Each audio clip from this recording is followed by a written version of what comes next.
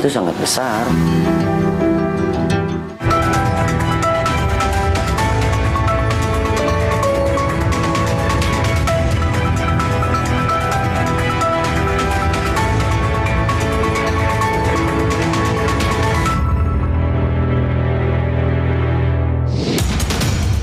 Saat penetapan status bencana nasional jadi kontroversi, deforestasi yang disebut-sebut berkontribusi memperparah bencana di Sumatera pun harus secara total diinvestigasi. Bencana Sumatera jadi bukti hutan kehilangan kekuatannya. Indonesia sebenarnya berpeluang mendapat pendanaan iklim dari negara maju pada COP30 di Brasil, namun justru lebih getol menawarkan pasar karbon yang dinilai bukan jadi solusi. Uang pensiun dan pesangon untuk menyongsong masa tua dikenakan pajak memberatkan. Dana pensiun maupun uang pesangon terpotong pajak hingga 25%. Pekerja menggugat ke MK dan mendesak pemerintah mengubah aturan. Selamat datang di 60 menit Special Report. Membuka mata, mengungkap fenomena. Bersama saya, Ihsan Sitorus. Kita simak sorotan pertama, saudara.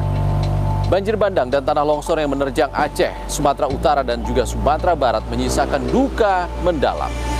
Termasuk kepada para korban yang terisolasi dan bertahan hidup seadanya.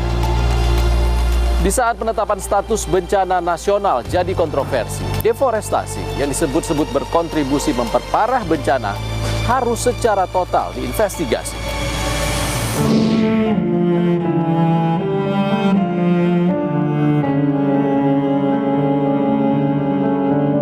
Masih mengungsi semua, tapi yang di dalam itu masih terjebak, belum bisa keluar. Belum bisa keluar karena akses jalan belum ada.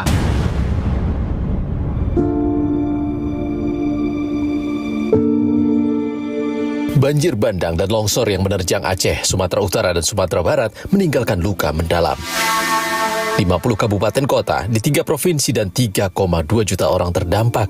Diperkirakan lebih dari 500.000 warga harus mengungsi. Pemandangan memilukan, krisis pangan dan air bersih kini menghantui korban. Bantuan yang masih terbatas membuat warga bertahan hidup dengan seadanya. Bahkan sekadar untuk minum, warga terpaksa menggunakan sisa genangan air banjir. Seperti di Aceh Tamiang, Provinsi Aceh, salah satu daerah yang paling parah terdampak. Nggak ada yang tersisa lagi Pak, cuma baju di badan.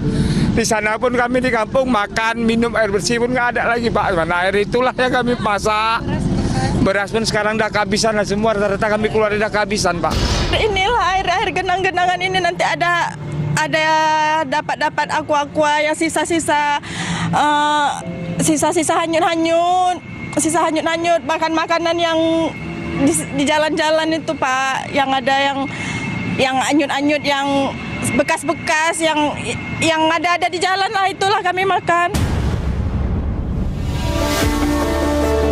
Kisah haru pun datang dari seorang warga Brastagi yang rela berjalan kaki mencari keberadaan keluarganya di Sibolga, Sumatera Utara. Sambil memikul bahan pokok di pundak, Rusman Pardamaian menyusuri sisa-sisa banjir dan longsor untuk menemui orang-orang tercinta. Mengirim tuh keluarga. Mengirim tuh keluarga? Oh, abang dari Brastagi ke Sibolga, bawa logistik untuk keluarga. Udah bisa komunikasi? Belum bisa? Belum bisa Bang. Siapa di Sibolga Bapak yang tinggal? Orang tua. Orang tua? Keluarga. Oke. Oh, keponakan, semua keluarga di Sibolga. Sendirian ini Bapak? Bawa keluarga juga, tapi tinggal di posko. Oh, Bapak yang melanjutkan sendiri. Semangat ya Pak ya. Oke. TNI Angkatan Udara mendistribusikan bantuan melalui udara kepada korban bencana banjir dan longsor di Aceh Tamiang, Provinsi Aceh. Paket bantuan dibawa menggunakan pesawat angkut Super Hercules, kemudian diterjunkan menggunakan parasut di lapangan Bima, Kecamatan Kuala Samping. Penyaluran bantuan serupa juga dilakukan di Bener Meriah, Sibolga, dan Batang Toru. Sudah sepekan lebih, warga terdampak banjir dan longsor bertahan hidup dengan logistik seadanya. Bupati Aceh Utara, Ismail Jamil, bahkan menangis kala melaporkan kondisi pasca banjir. Ia memohon agar pemerintah provinsi dan pusat memberikan perhatian kondisi banjir di Aceh Utara. Biar masyarakat kita, anak-anak kita kelaparan, tapi apa boleh buat kita? kekuatan kita tidak ada. Kita hanya beras yang ada. Tak hanya Bupati Aceh Utara, sejumlah kepala daerah menyatakan tak sanggup menangani dampak bencana banjir dan longsor yang melanda wilayah mereka. Kepala daerah meminta agar bencana di utara Pulau Sumatera ditetapkan sebagai bencana nasional. Namun pemerintah bergeming. Menteri Dalam Negeri Tito Karnavian menyebut, tanpa status bencana nasional, penanganan dampak bencana Sumatera telah melibatkan sumber daya nasional. Dari hari pertama sudah dilakukan dengan prosedur nasional. Jadi semua sudah all out sana, bahkan bawa presiden sendiri ke sana. Banyak sekali sudah menteri, Panglima TNI, Menhan, banyak sekali yang sudah ke Sumatera Barat, ke Sumatera Utara, ke Aceh, dengan mengerahkan semua kekuatan nasional. Sementara itu, korban jiwa bencana di Sumatera terus bertambah. Data Badan Nasional Penanggulangan Bencana per Sabtu 6 Desember pukul 17 waktu Indonesia Barat, korban meninggal berjumlah 914 orang, sedangkan korban hilang mencapai 389 orang. Respons pemerintah tak menetapkan status bencana nasional pun mengundang tanya. Jika dibandingkan dengan langkah pemerintah Sri Lanka yang pada 29 November lalu menetapkan status darurat nasional pasca banjir bandang dipicu siklon Tituah merenggut lebih dari 330 jiwa. Sikap berbeda pun ditunjukkan Perdana Menteri Thailand, Anutin Chanvirakul, yang meminta maaf kepada rakyatnya dan mengakui kegagalan pemerintah menangani banjir yang merenggut 170 jiwa. Status bencana nasional bukan hanya soal pembiayaan darurat melalui APBN. Status bencana nasional juga membuka ruang kebijakan strategis seperti pengarahan penuh lintas kementerian lembaga, pembukaan akses bantuan internasional, serta legitimasi politik untuk melakukan audit lingkungan, moratorium izin, dan penegakan hukum terhadap pihak-pihak yang diduga berkontribusi pada kerusakan ekologis. Karena itu juga sangat terkait dengan seluruh kewenangan selama ini yang strategis itu kan diambil alih oleh pemerintah pusat.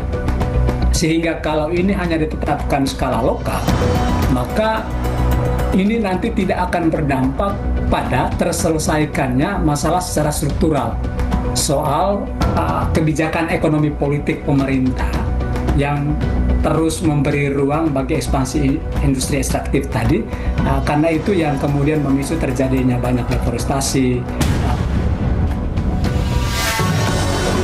Banjir dan longsor di Aceh, Sumatera Utara, dan Sumatera Barat tak hanya menyisakan duka, tetapi juga pekerjaan rumah bagi penegak hukum. Pasalnya, saat banjir menerjang, ribuan kayu gelondongan ikut terbawa air. Menko PMK Pratikno menyebut Satgas Penertiban Kawasan Hutan telah turun tangan mengusut gelondongan kayu.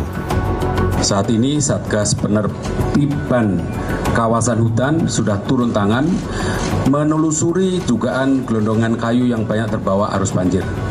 Pemerintah terus menelusuri pihak-pihak yang diduga melakukan pelanggaran melalui analisis citra satelit. Sementara itu, Menteri Lingkungan Hidup Hanif Faisal menyebut telah menarik semua dokumen persetujuan lingkungan 8 perusahaan yang diduga berkontribusi memperparah bencana banjir di Sumatera. 8 perusahaan itu bergerak di bidang pemanfaatan hutan, pertambangan, PLTA, hingga perkebunan. KLH akan memanggil 8 perusahaan itu Senin besok. Itu kan memperparah bencana ini. Jadi terkait liar dan tidak liar, kami tidak melihat itu. Silakan izinnya ada, tetapi kalau menimbulkan kerusakan lingkungan itu urusan Menteri Lingkungan Hidup. Ya. Ini akan terus berkembang. Saat ini baru terdata 7 dari 8. 8-nya sebenarnya belum aktif, tapi kami akan dalami lagi. Namun kepala daerah ikut angkat bicara. Gubernur Sumatera Barat Mahyildi Ansarullah menegaskan izin hak atas tanah yang diberikan Kementerian Kehutanan kepada pihak ketiga juga jadi penyebab banjir dan longsor di Sumatera. Karena memang ada kita lihat dari segi peraturan seperti ada mudahnya masyarakat pengguna hak atas tanah untuk bekerjasama dengan pihak ketiga tanpa seizin daripada kita di daerah itu kan. Nah, ini adalah yang sempat juga kita protes waktu itu ke kementerian, bahwa ini memang dipertimbangkan dan ini kan salah satu penyebab tidak terkendalinya penggunaan dan lahan-lahan yang ada di daerah kita ini. Penumpuknya kayu-kayu gelondongan yang terbawa banjir di Sumatera disebut Greenpeace jadi bukti masifnya deforestasi di wilayah hulu. Karakteristiknya makanya dia unik, di hulunya sudah hancur, di hulunya itu sudah terjadi deforestasi, di tengahnya itu yang masih punya hutan, dan di hilirnya itu sudah dirubah jadi perkebunan sawit. Nah, kami mencatat deforestasi di Batang Toru itu sejak tahun 90 sampai 2022 itu secara keseluruhan ada seluas 70.000 hektar atau sekitar 21% dari luas das Batang Toru itu sudah terjadi deforestasi ya. Tapi di situ juga ada aktivitas tambang dan aktivitas PLTA gitu ya yang juga sedang melakukan deforestasi. Dalam rapat kerja dengan Komisi 4 DPR, Kementerian Kehutanan menyampaikan sejumlah hasil identifikasi hutan yang hilang di wilayah terdampak banjir. Di Provinsi Aceh, pada kurun waktu 2019 hingga 2024, terjadi perubahan tutupan lahan dari hutan menjadi non-hutan seluas 21.476 hektar. Di Sumatera Utara, dalam kurun waktu 5 tahun, terjadi perubahan tutupan lahan dari hutan menjadi non-hutan seluas 9.424 hektar. Sementara di Sumatera Barat, pada periode waktu yang sama, terjadi perubahan tutupan hutan seluas 1.821 hektar. Namun Menteri Kehutanan Raja Juli Antoni mengklaim deforestasi di Aceh, Sumatera Utara dan Sumatera Barat mengalami penurunan, walaupun terdapat faktor kerusakan alam yang memperparah terjadinya banjir bandang dan tanah longsor di wilayah itu. Kita bisa sesegera mungkin mengungkap dari mana asal muasal kayu tersebut, dan tentu apabila ada unsur pidananya akan kita tegakkan bersama-sama. Banjir bandang Sumatera mungkin sudah usai, namun dampaknya masih jadi cerita pilu yang tak kunjung selesai. Negara harus hadir karena bencana bukan soal administratif, tapi soal kemanusiaan. Saudara, bencana di Sumatera jadi bukti hutan kehilangan kekuatannya. Dan Indonesia pun sebenarnya punya peluang untuk mendapatkan dana iklim dari negara maju yang proposalnya dibuka pada COP30 di Brasil tahun ini. Namun, pemerintah justru getol menawarkan pasar karbon yang dinilai Greenpeace bukan solusi. Selengkapnya usai jeda. Indonesia punya kepentingan yang cukup besar gitu, jauh melampaui kepentingan soal pasar karbon yang menurut kami itu bukan solusi sesungguhnya iklim seperti itu.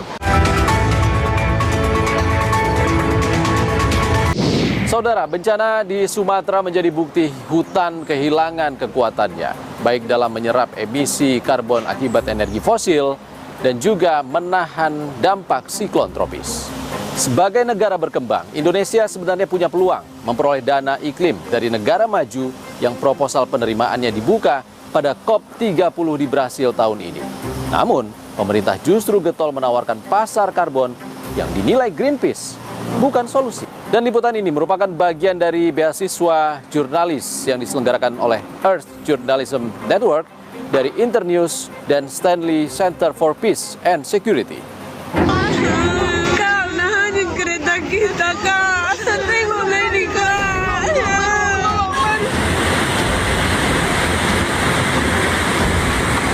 Akbar, ya Allah. Astagfirullah, ya Allah. Tolong maju dulu, ambil buat. Bencana banjir dan longsor di Sumatera jadi peringatan keras sekaligus bukti kerusakan ekologis Indonesia. Nusantara yang berada di ekuator semestinya aman dari lintasan siklon. Namun beberapa tahun terakhir terjadi anomali akibat krisis iklim. Siklon yang terjadi umumnya itu tidak akan mendekati khatulistiwa. Tapi ternyata terjadi anomali atmosfer, kemudian cuaca, seruakan dingin dan sebagainya, sehingga terbentuklah yang kita kenal dengan Taifun dengan siklon Senyar. Mohon kita mulai sekarang bersiap-siap bahwa Indonesia tidak lagi menjadi negara yang aman terhadap terjadinya siklon tropis. Di Indonesia, dampak krisis iklim yang salah satu pemicu utamanya adalah emisi dari penggunaan masif energi fosil atau fossil fuels makin diperparah oleh praktik deforestasi. Hutan kehilangan kekuatannya, baik dalam menyerap karbon akibat emisi energi fosil maupun menahan dampak siklon tropis Senyar beberapa waktu lalu. Jadi kita harus melihat secara struktural akibat dari krisis iklim karena gagalnya model-model pembangunan ekonomi di dunia yang itu masih mengandalkan ekstraktivisme dan juga investasi berbasis lahan dan penggunaan bahan bakar yang masih berasal dari fossil fuel. Nah, ini yang harus ditanamkan kepada pemerintah untuk mengevaluasi izin-izinnya dan melakukan pemulihan. Tak hanya duka, bencana menyisakan pekerjaan rumah serius karena butuh biaya besar untuk pemulihan. Untuk memenuhinya, pemerintah Indonesia berpeluang mendapatkan pendanaan internasional. Salah satunya melalui Conference of Parties atau Konferensi Tingkat Tinggi Perubahan Iklim. Sebagai negara berkembang yang terdampak krisis iklim, Indonesia bisa berjuang mendapat bagian pendanaan iklim dari negeri maju. Jumlah total pendanaan iklim ini yakni 21,5 kuadriliun rupiah per tahun. Salah satunya guna membiayai kehilangan dan kerusakan atau loss and damage seperti dampak banjir Sumatera. Pada COP30 atau COP30 di Brasil tahun ini, penerimaan proposal untuk pendanaan kehilangan dan kerusakan dibuka untuk negara berkembang terdampak krisis iklim. Di KTT Iklim, Greenpeace menilai peran Indonesia masih pasif dalam forum negosiasi memperjuangkan pendanaan iklim. Indonesia justru lebih getol menawarkan pasar karbon.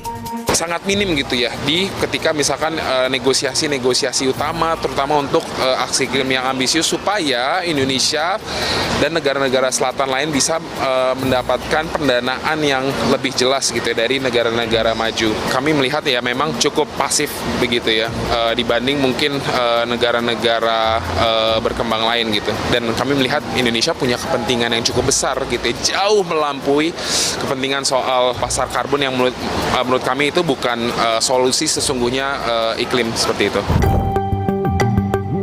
Kementerian Lingkungan Hidup mengungkap pemerintah mengutamakan pendanaan adaptasi sebab negosiasi pendanaan iklim untuk kehilangan dan kerusakan masih sulit mencapai kesepakatan di KTT Iklim. Sebetulnya kan yang kita harus lakukan pertama jadi upaya mitigasinya lah kalau di ini itu adalah adaptasi. Adaptasi itu bagaimana kita menurunkan kerentanan dan meningkatkan ketahanan atas iklim. Nah, sementara kalau yang loss and damage kan kejadian bencana dulu, baru kemudian bagaimana kita negosiasinya menjadi lebih berat. Adaptasi kita bisa, masing-masing negara diminta hasil adaptation plan. Program-programnya apa, buat pangan, buat air, buat energi, buat ini kita bisa bikin semua. Bicara soal energi, Indonesia sempat menjadi sorotan karena mendapatkan penghargaan satiris Fossil of the Day oleh Climate Action Network atau CAN pada 15 November saat COP30 di Brazil. CAN yang merupakan gabungan organisasi masyarakat sipil dari berbagai dunia mengungkap Indonesia membawa 46 pelobi bahan bakar fosil dalam rombongan delegasi. Indonesia pun disebut menyalin beberapa keterangan para pelobi dalam ruang negosiasi KTT Iklim. Menteri Lingkungan Hidup Hanif Faisal Nurofik sebagai Ketua Delegasi Indonesia di COP30 membantah pernyataan Climate Action Network tersebut. Ini ada kesalahan narasi ya.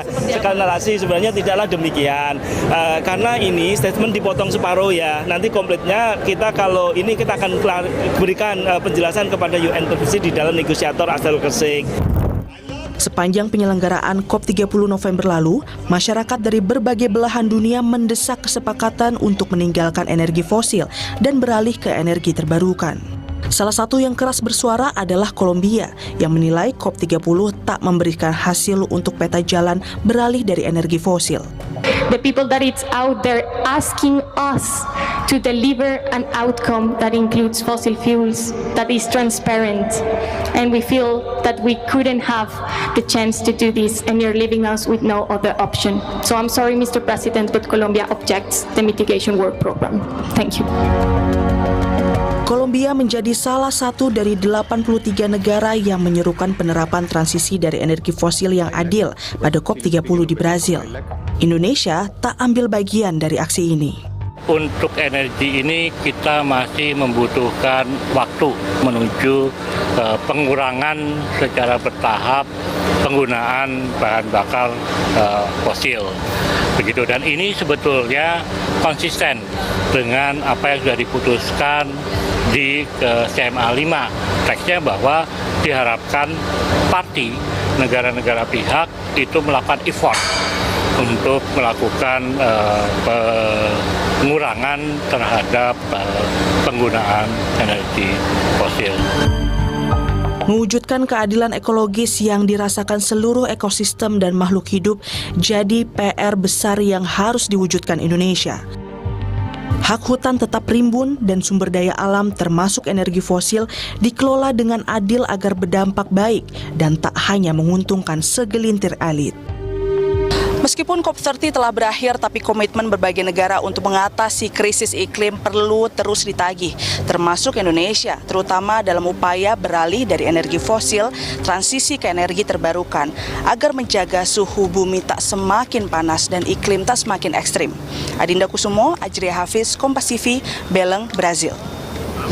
Saudara, pajak yang dibebankan kepada dana pensiun dan juga pesangon karyawan swasta dinilai memberatkan masyarakat yang akan menghadapi masa senja. Selengkapnya, usai jeda. Tapi kenapa pada saat saya terima pesangon, terus muncul pemotongan pajak tadi yang bagi saya itu sangat besar.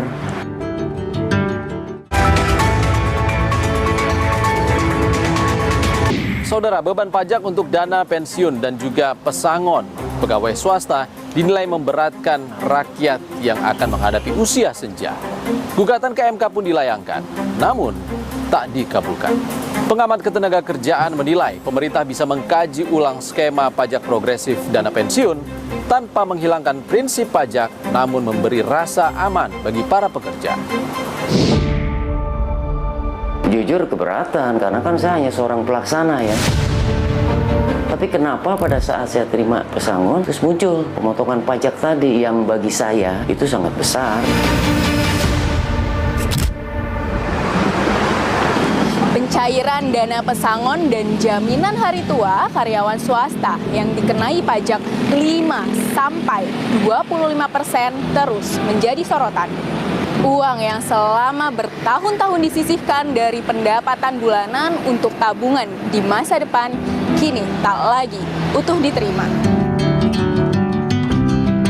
Muhammad Kholik, satu dari sekian banyak pensiunan yang merasakan langsung beban pajak progresif uang pesangon. Kholik menjalani masa pensiun tahun 2021 usai mengabdi di bidang distribusi obat farmasi selama 33 tahun. Jumlah uang pensiunan yang dinanti sebagai bekal di masa senja tak sesuai harapan. Masa pensiun saya ujung daripada berakhirnya pandemi ya. Saya sempat MPP 1 tahun 2020 sampai 2021 SK pensiun definitif turun.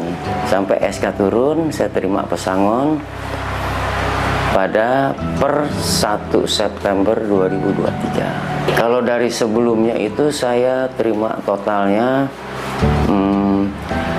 pada saat saya MPP itu kan masih peraturan lama ya.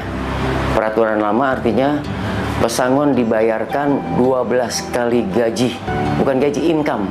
Income saya dikalikan 12, ditambah lagi pengabdian 10 kali income, ditambah lagi tunjangan-tunjangan dan lain-lainnya. Totalnya pada waktu sebelum dipotong pajak 389.500.900 rupiah.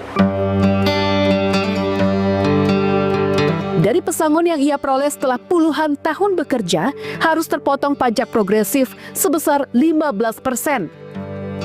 Bagi Kholik, potongan pajak hingga belasan persen bukan angka kecil. Apalagi gaji yang ia terima selama bekerja masuk kategori penghasilan tidak kena pajak atau PTKP. Ya pajaknya itu saya bilang tadi, hampir 36 juta sekian. Di SK tertulis itu. Pajak yang dibebankan yang saya harus bayar dari pesangon tadi. Ya jujur keberatan karena kan saya hanya seorang pelaksana ya. Seorang pelaksana yang ngabdi sudah begitu lama di Kimia Farma. Tapi kenapa pada saat saya terima pesangon terus muncul pemotongan pajak tadi yang bagi saya itu sangat besar. Masa pensiun cukup membuat Kholik khawatir akan masa depan keluarganya. Kholik bercerita, besarnya potongan pajak pesangon bisa menjadi bekal hidup bersama keluarga untuk 1 tahun lebih. Ya, kekhawatiran dan kegaduhan setelah pensiun pasti ada. Karena kenapa? Masih punya anak yang harus dibiayai pendidikannya. Ya kan? Jadi dengan adanya pemotongan pajak yang nilainya hampir 40 juta tadi, mungkin Mbak bisa menghidupi saya hampir 2 tahun Mbak kalau saya akumulatif dengan gaji saya per bulannya. Demi bertahan hidup selepas masa pensiun, Kholik memutuskan kembali bermain musik, hobinya sejak muda. Pentas dari mall ke mall menjadikan sumber penghasilan baru di usia senja. Bapak biasanya kalau aktivitas di sini untuk ngeband dan isi musik itu misalnya dari jam berapa sampai jam berapa? Kita prepare-nya dari jam 2. Nah, mulainya setelah sholat asar sampai jam 8 malam. Wara perjuangkan agar pajak progresif uang pesangon dan pensiun dihapuskan. Pada Oktober 2025, 2 kelompok masyarakat berbeda mengajukan permohonan uji materi terhadap Undang-Undang Nomor 7 Tahun 2021 tentang harmonisasi peraturan perpajakan ke Mahkamah Konstitusi. Salah satu gugatan diajukan oleh 9 karyawan perbankan swasta. Mereka menyatakan kekhawatiran terhadap keuangan di masa pensiun yang dinilai semakin berat dengan berlakunya aturan pajak atas uang pesangon dan pensiun. Karena kita tahu bahwa negara ini pendapatan paling besar adalah dari pajak. Jangan sampai nih kaum yang mau pensiun juga dikenain pajak karena dia mendapatkan penghasilan terakhir untuk biaya hidupnya. Poinnya sebenarnya ada 2. Yang pertama adalah di pasal 4 ayat 1 yaitu pada kata pesangon dan pensiun serta tunjangan. Dan yang kedua ada di pasal 17 ayat 1 ada tiring atau beberapa pendapatan yang dikenai pajak gitu. Harusnya para pekerja yang sudah tidak mendapatkan penghasilan berikutnya, negara harus hadir mensubsidi lah minimal atau menghapuskan untuk para pekerja yang sudah loyal beberapa tahun di perusahaan kemudian dia pensiun. Namun, upaya gugatan yang mereka ajukan harus terhenti. Mahkamah Konstitusi menyatakan permohonan uji materi terkait pajak progresif pada pesangon dan uang pensiun belum dapat diterima dan belum memenuhi syarat dikabulkan. Meskipun kemarin telah diputuskan pada tanggal 13 kalau nggak salah ingat, gugatan kami belum dapat diterima karena ada beberapa poin yang tidak bisa menjadi pertimbangan hakim untuk melanjutkan gugatan tersebut. Namun kami tidak pernah menyerah, kami tetap akan mencoba untuk menggugat kembali ke MK perihal kata pesangon, pensiun, dan tunjangan jaminan hari tua. Itu ada di pasal 4 ayat 1. Langkah yang ditempuh Lian untuk mengajukan kembali uji materi masih terbuka. Tetapi kita juga harus bisa melihat kondisi-kondisi ke depannya bahwa PPh 21 penghasilan, pajak penghasilan dari tunjangan ataupun pesangon ataupun pensiun dan sebagainya itu kan masih menjadi andalan pemerintah ya. Karena pendapatan utama APBN itu dari pajak. Nah, tentunya ini juga yang kalau dihapus total itu memang akan menurunkan tingkat pendapatan negara. Oleh sebab itu memang mungkin saja bisa diajukan sebuah proses judicial review yang memang bisa menghapus pajak progresif tapi pajak normalnya enggak gitu ya. Nah, ini kan bagian yang memang mendukung pekerja. Tim Timbul menilai pemerintah sebagai pemangku kebijakan bisa mengkaji ulang skema tarif pajak progresif yang dibebankan pada uang pesangon dan pensiun tanpa menghilangkan prinsip pajak, namun tetap memberi kepastian dan rasa aman bagi para pekerja. Jadi tentunya ini yang harus dilihat secara umum, bahwa pajak-pajak progresif itu tidak bisa digunakan untuk seluruh pekerja. Nah, pada porsi tertentu yang memang bisa digunakan sehingga bisa memberikan rasa keadilan. Tapi bagi pekerja yang biasa-biasa aja, kayak JHT pajak progresifnya nggak usah. Atau misalnya pekerja dengan masih di bawah 100 juta, 200 juta tuh nggak usah gitu. Di tengah kondisi perekonomian global yang tak menentu, banyak pekerja saat ini terpaksa mencairkan dana pensiunnya terlebih dahulu untuk memenuhi kebutuhan sehari-hari. Tren ini terlihat dari data BPJS Ketenagakerjaan yang mencatat klaim jaminan hari tua atau JHT terus meningkat, setidaknya dalam 4 tahun terakhir. Pada 2021, tercatat 2,5 juta klaim dengan total nilai 37,1 triliun rupiah. Angka ini naik menjadi 3,4 juta klaim senilai 43,2 triliun rupiah pada 2022. Tren kenaikan berlanjut di 2023, di mana jumlah klaim masih di kisaran 3,4 juta, namun nilai pencairannya meningkat menjadi 45,6 triliun rupiah. Meski pada 2024 klaim JHT dilaporkan turun hingga 14% menjadi sekitar 2,9 juta klaim dengan nilai pencairan berkisar 39,2 triliun rupiah, namun penurunan itu diiringi kenaikan klaim jaminan kehilangan pekerjaan atau JKP sebesar 6%. Tak dapat dipungkiri, banyak pekerja masih mengandalkan jaminan hari tua, bahkan skema jaminan kehilangan pekerjaan sebagai penopang hidup. Direktorat Jenderal Pajak menilai penerapan tarif progresif pada pesangon dan pensiun sebenarnya dapat memunculkan rasa keadilan bagi masyarakat. Tentunya pemerintah juga ingin berpihak kepada masyarakat yang mendapatkan pesangon yang berbeda-beda ya. Dan ini dengan tarif progresif ini, masyarakat yang berpenghasilan rendah juga bisa mendapatkan tarif yang tidak besar. Benarkah keadilan versi pemerintah dirasakan oleh para pekerja yang mengandalkan penuh tabungan hari tua untuk bertahan hidup di usia senja? Lantas, sejauh mana perjuangan mereka menyuarakan pajak progresif uang pesangon dan pensiun dihapuskan?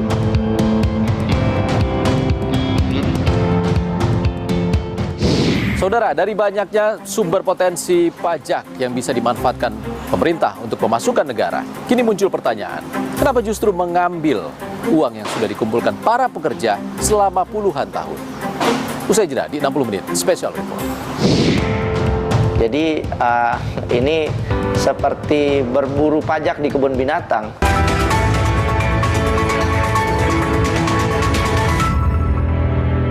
Saudara, dari berbagai potensi sumber pajak yang bisa diambil oleh pemerintah untuk pemasukan negara, kini muncul pertanyaan, kenapa justru mengambil uang pensiun yang dikumpulkan para pekerja selama puluhan tahun? Selios menilai ada ketidakadilan dalam penerapan pajak pensiun dan juga pesangon karyawan swasta, termasuk adanya perbedaan insentif pajak kepada ASN dan pegawai non-pemerintahan.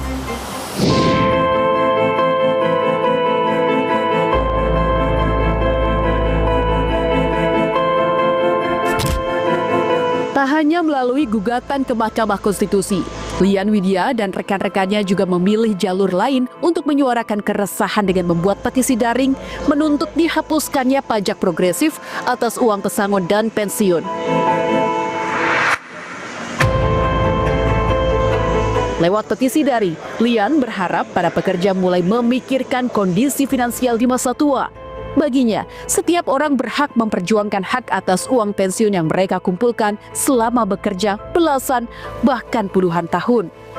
Nah, harapan petisi tersebut adalah mereka bisa memikirkan ke depan apabila dia memahami tentang potongan pajak berapa-berapanya, mereka bisa aware ini terlalu tinggi gitu. Sehingga saya pada saat pensiun itu tidak mungkin cukup nih untuk biaya hidup 5 tahun. Apalagi saya sebagai seorang bapak 3 orang anak kan begitu, anak saya yang ketiga masih kecil. Artinya kalau dengan asumsi naik gaji sesuai inflasi aja pada saat saya pensiun nanti 15 tahun ke depan, bisa jadi pesangon saya 500 juta. Tapi saya menerima nggak mungkin utuh karena nilai ekonominya berkurang kan begitu. Nah, planning awal sebelum masa pensiun itu akhirnya bahasa saya tidak akan bisa saya capai kalau pajaknya terlalu tinggi. Bersama berbagai elemen masyarakat, Lian menyuarakan penolakan terhadap pajak progresif pada uang pesangon dan pensiun yang dinilai tidak berkeadilan. Dari banyaknya sumber pajak yang masih bisa dioptimalkan untuk menambah pemasukan negara, pertanyaannya mengapa yang diambil justru dari uang pekerja yang selama berpuluh tahun mereka kumpulkan. Padahal mayoritas pekerja di Indonesia merupakan kelas menengah yang masih berjuang untuk memenuhi kebutuhan harian.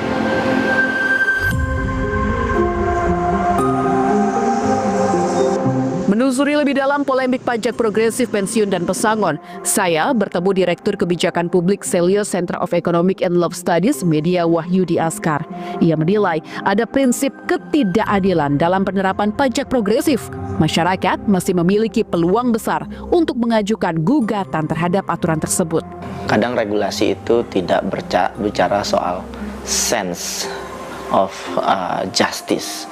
Karena regulasi hanya berbicara normatif kadangkala, dan kita tahu undang-undang HPP dibuat dengan terburu-buru, dan setelah beberapa tahun sudah kelihatan ya ada keluhan dari masyarakat, ada prinsip ketidakadilan yang terjadi di sana. Jadi seberapa besar peluang ini kemudian diproses kembali oleh MK dan diperhitungkan kembali, saya kira sangat besar, sepanjang satu, tentu substansi gugatannya bisa terus diperkuat, dan yang kedua MK juga punya sense of justice, karena kalau seandainya MK hanya berpaku pada aturan legal formal, maka itu nggak akan kelihatan prinsip ketidakadilannya. Undang-Undang Dasar 1945 menegaskan setiap warga negara memiliki kedudukan yang sama di mata hukum. Namun, rasa keadilan itu dinilai belum merata, termasuk adanya perbedaan insentif pajak antara aparatur sipil negara dengan pekerja non-pemerintahan. Ketika menjadi pejabat negara, ada banyak sekali tunjangan-tunjangan yang diberikan oleh negara yang tidak dikenakan pajak secara langsung. Artinya tidak dibayarkan oleh si wajib pajak, dalam hal ini PNS, secara langsung kepada negara, karena mereka adalah bagian dari negara. Dan kalau di total, jumlah insentif pajak itu besar sekali untuk ASN. Dan kalau kita bandingkan dengan pekerja swasta ya, ini miris sekali, karena pekerja swasta ada di luar sistem pemerintah gitu ya. Dan bahkan kalau kita lihat secara nominal ya, pekerja swasta itu kontribusinya terhadap pajak itu sangat-sangat besar sekali. Celios menyoroti pekerja kelas menengah dianggap menjadi pihak yang paling mudah untuk dikenakan pajak oleh pemerintah.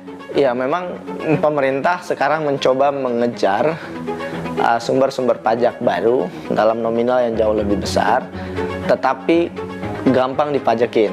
Nah, itu kelas pekerja. Kalau di atas 500 juta, saya kira banyak pekerja swasta yang sudah menabung puluhan tahun bahkan, sehingga sangat masuk akal kalau mereka punya uang pensiun di atas 500 juta. Apakah kemudian yang bersangkutan kita bisa cap sebagai orang kaya yang harus dipajakin? Nggak juga. Bukan karena mereka kaya raya, tapi karena mereka ingin mempersiapkan diri lebih baik ketika mereka pensiun. Jadi ini seperti berburu pajak di kebun binatang, mengejar wajib-wajib pajak kelas menengah, kemudian diambil pajaknya secara, dalam tanda kutip ya, secara paksa. Merespons aturan pajak progresif yang dinilai membebankan rakyat hingga usulan kenaikan PTKP menjadi 10 juta rupiah, Komisi 9 DPR menyatakan akan berkoordinasi dan mengkaji lebih dalam.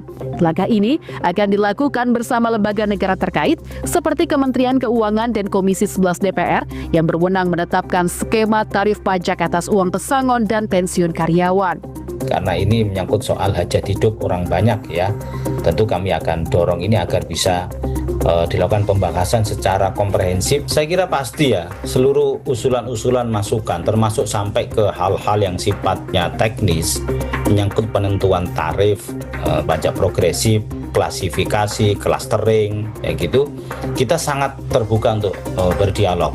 Kenapa? Karena kan kita juga ingin bahwa ini jangan sampai memberatkan para pekerja, jangan sampai hak-hak pekerja yang menjadi bantalan mereka pasca kerja itu terganggu. Kemudian yang berikutnya, di sisi lain kita juga tidak ingin atau tidak mau, misalnya kita mengabaikan terkait dengan keberlanjutan fiskal. Fiskal juga tetap harus terjaga. Menurut Selyus, pemerintah perlu mengkaji ulang aturan penarikan pajak terhadap uang pesangon dan pensiun. Jangan sampai bertolak belakang dengan kebijakan kerentanan lansia.